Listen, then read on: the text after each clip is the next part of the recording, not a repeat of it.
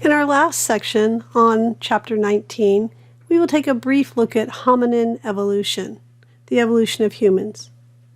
There's a video that I will post separately on the course website that talks about human evolution. Let's take a look at the hominin branch of the primate tree. The paleoanthropology is the study of human origins and the evolution of humans. So paleoanthropology would focus on a very tiny slice of biological history, because this is just looking at the divergence of human and chimp lineages from their common ancestor. There's about 20 different species of extinct hominins, and many of these species of the extinct hominins are actually more closely related to humans than they are to chimps. So once again, here we see Homo sapiens, but we see a lot of other hominin species here that are very closely related to Homo sapiens. Some of these species would have lived at the same time as one another. So it's not like we have this steady progression of one to the other. They would have been coexisting. If we look here, prior to the evolution of this group that are the Homo, we can see a group over here which are the Australopithecus. Australopiths were bipedal, so they were similar to us in walking upright on two legs, but they had much smaller brains. And then present-day humans and chimps clearly differ in two very major features. One, humans are bipedal, so we walk upright, whereas chimps, while they can stand upright, typically when they're moving, they are using their knuckles.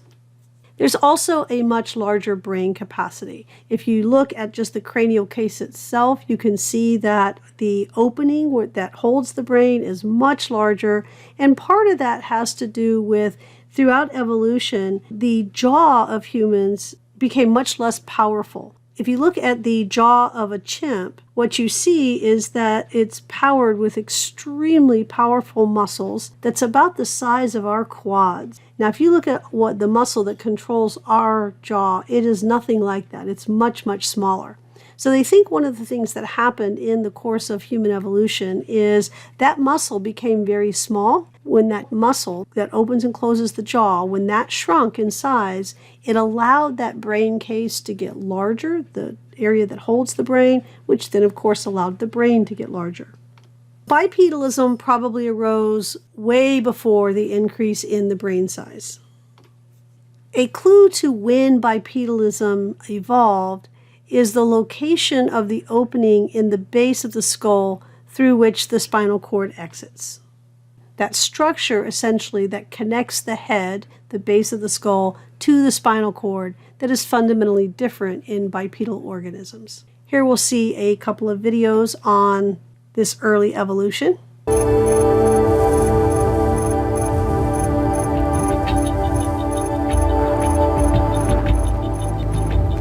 So we're in the airport in Addis, and we're about to board this little plane and fly over the Lucy site, home of Australopithecus afarensis, with Don Johanson, one of my childhood heroes, who has one of the original maps he used to work this place. I mean, how utterly cool is this?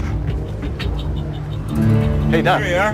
How you doing? Great. Welcome aboard. I can't Ready tell you for how- this I am. I can't tell you how exciting excited I am. adventure? Excited is one word.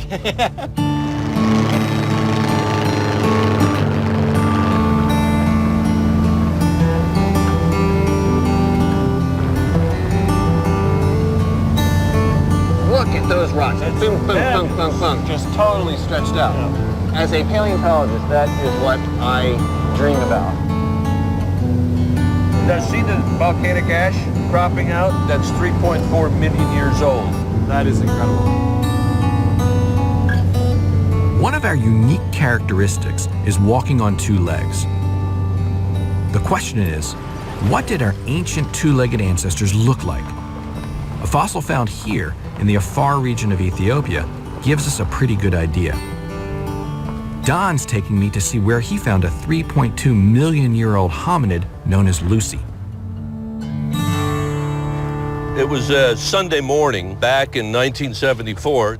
So I came up here, looked at this, had no idea what was waiting.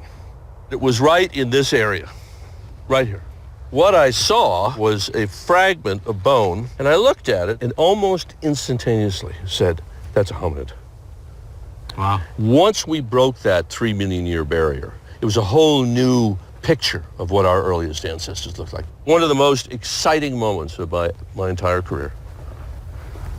Lucy made headlines around the world because although she looked a lot like an ape, she walked on two legs. She was a biped, and at that stage, the most ancient anyone had ever found. Beautiful view of the camp. Her bones are some of the best evidence we have for what early bipeds looked like.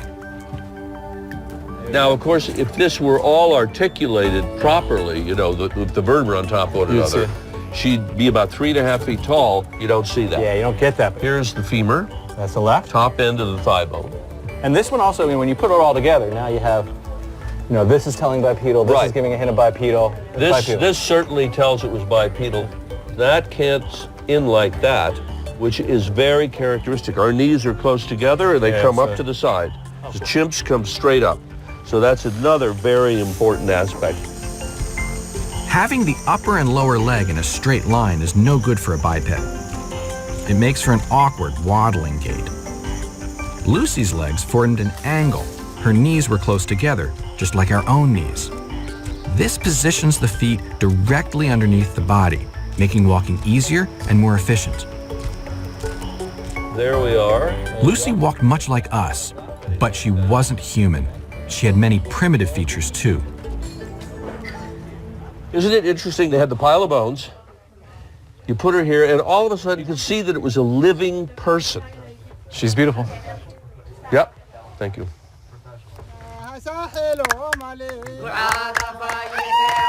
We named her after the people and the land. We named her Australopithecus afarensis, from the Afar region. So imagine if Lucy was here with us right now. What would she look like? Well, she'd be short. She's only about 3.5 feet tall. And the one thing that would be familiar to us, that she would be walking upright. But with those long arms, reaching almost down to her knees, she'd probably have a very odd gait. And as she got closer, we'd see that she had a very ape-like face. I think in many ways she'd look like the ape that stood up. Yeah, amazing. You know? Yeah. Like the ape that stood up. Yeah, that's amazing. Lucy gives us a glimpse of a key moment in our evolutionary history. She tells us that by 3.2 million years ago, our ancestors had committed to walking on two legs.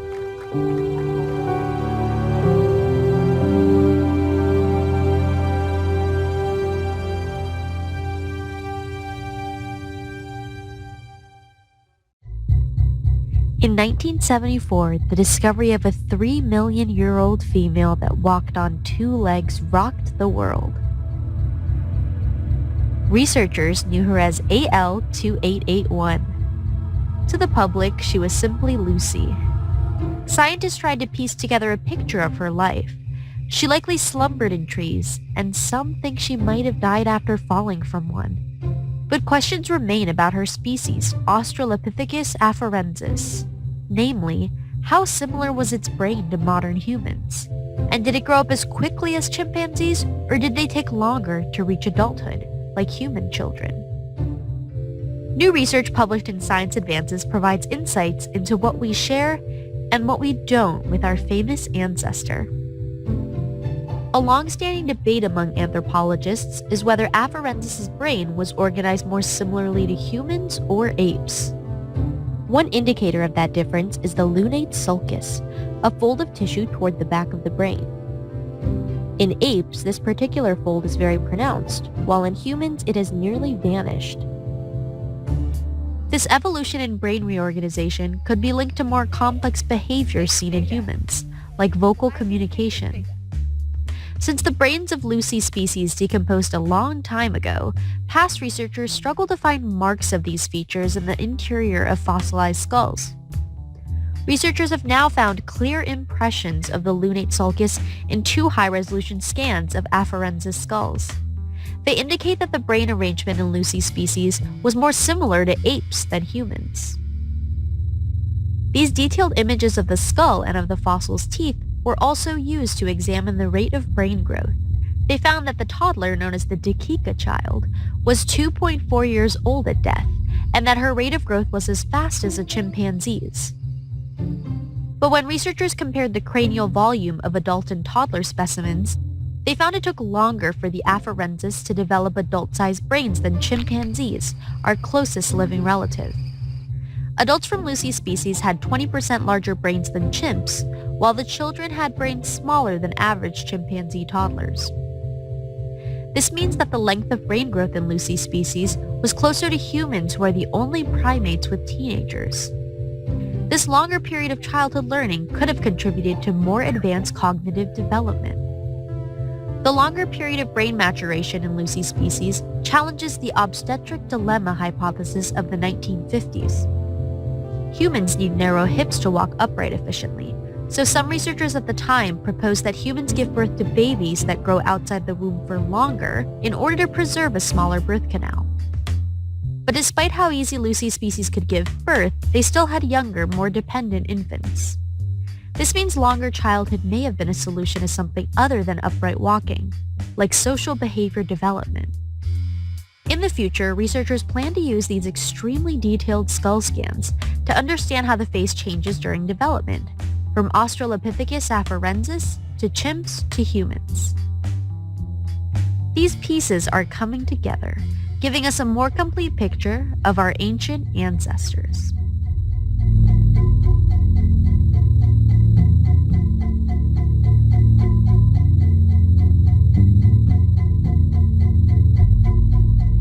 That took a look at the group of the Australopiths. Now let's take a look at the Homo. Here's this Australopith, which is one of our ancestors, and then we see the Homo group here. And we can definitely see and hear how that brain case has gotten larger. Here we see a very small brain case, and we would see a large muscle attachment here going down into the jaw. And you see the same situation here for gorillas. When we get into these other Homo groups, we can see a much, much bigger brain area there. Along with this, then allowed for the evolution of tool use. If we look here at Homo ergaster had a larger brain than Homo habilis. With Homo erectus, we even see a slightly larger brain. Homo erectus was the first hominin to spread out of Africa. So the idea is that hominins first arose in Africa, and then they moved across the globe from there. If we look at Neanderthal, we see that Neanderthal had a very large brain, actually comparatively larger than Homo sapiens. Neanderthals were living in Europe as long as 350,000 years ago, and then they spread to the Near East. About 39,000 years ago, Neanderthals were extinct. You can see some of the range that the Neanderthals existed in here. This idea is that Homo sapiens arose in Africa and then spread from there. There's a lot of different theories about these different migratory routes that Homo sapiens took when they left Africa. Evidence from DNA studies and for the fossil record allows us to trace some of those early migrations. All living humans had ancestors in Africa. The oldest known fossils have definitive characteristics of Homo sapiens. They were discovered in Ethiopia. This shows us a little bit of what those migratory paths might have looked like.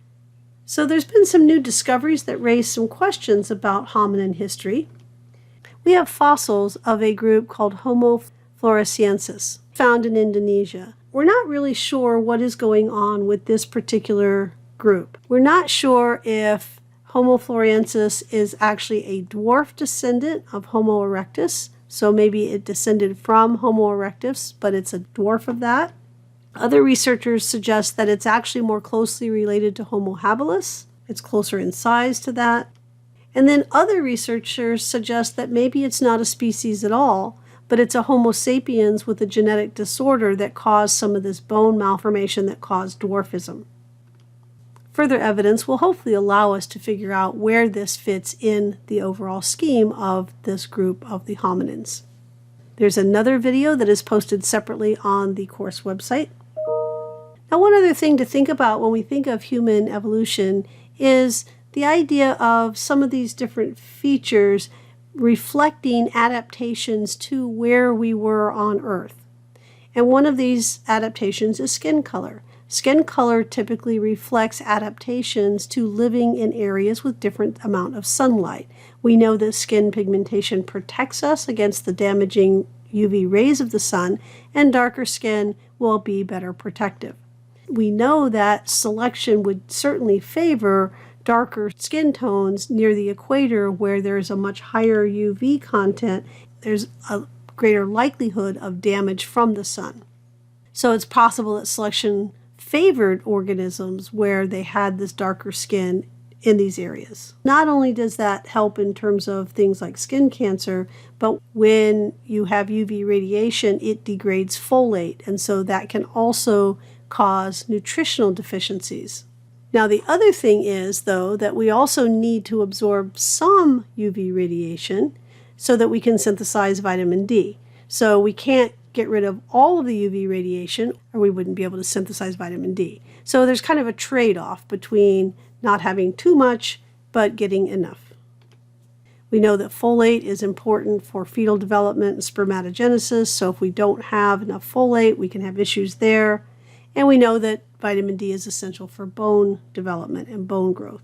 Now that we've looked at the diversity of animals, we also want to understand that our knowledge of diversity, and this includes, of course, diversity of other groups like the protists and plants and fungi and bacteria as well, is far from complete. The new species are being discovered all the time. That discovery rate has increased probably because of several things. One is that we have better access to remote areas. So for a long time, it was difficult to get into certain areas, and so we didn't see a lot of collecting of organisms from those areas. We also have much better mapping technology, so we can use GPS to identify where specimens come from, and that sometimes can help us decide whether this is a new species. So this just shows us some of the new species that were discovered as recently as 2021. So we can see that they're not all tiny microspecies that would be unlikely. The idea that we have a whale in here, now that doesn't mean that this whale was never seen, but further study of this particular one caused us to split it from the one that it was originally in. So originally when they found this whale, they thought it was a member of a different species, and now they realize it's its own species. Technology helps us there too, because technology allows us to study not only their structures, but also their molecules in a way that we couldn't have years ago. So that ends our section on diversity.